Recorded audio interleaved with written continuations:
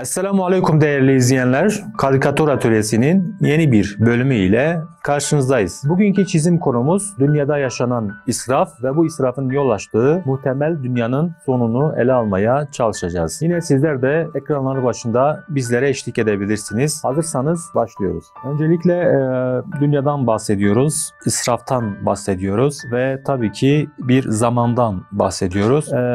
Bunun için bir kum saati kompozisyonumuz olacaktır.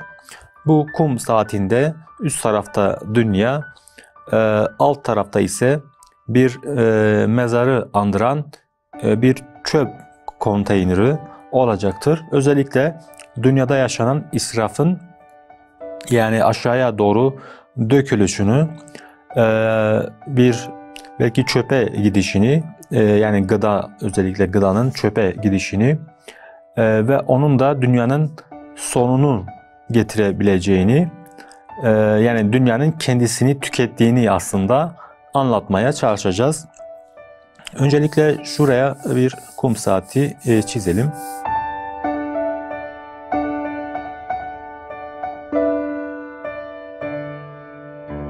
Yine alt tarafta şurada bitsin.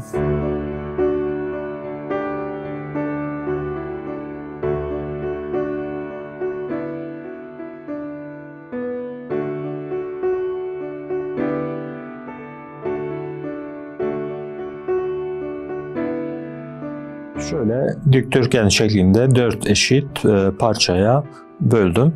Daha sonra şuraya kum saatimizi yerleştireceğiz.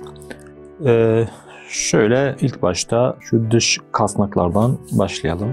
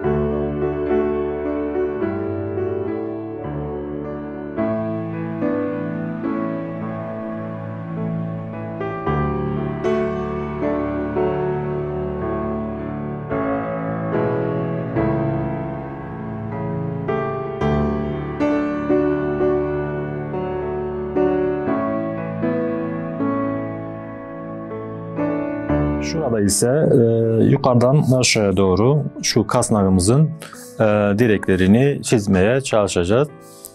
Onları da tam şu çizgi üzerinde yapacağız.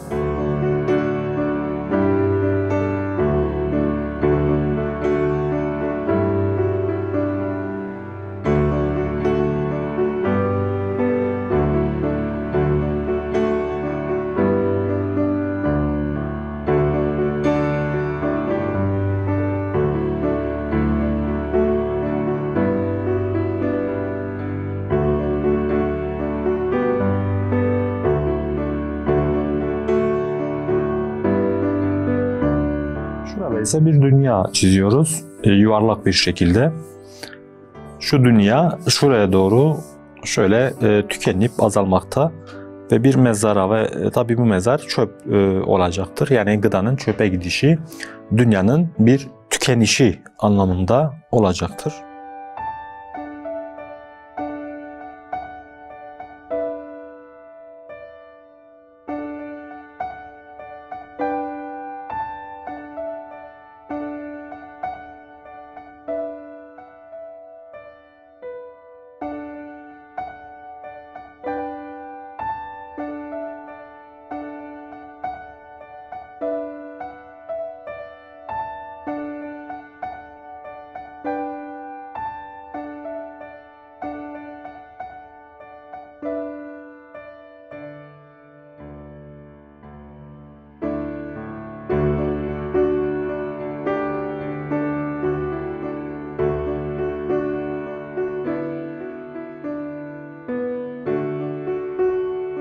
Şimdi daha siyah bir kalemle üzerinden geçiyoruz.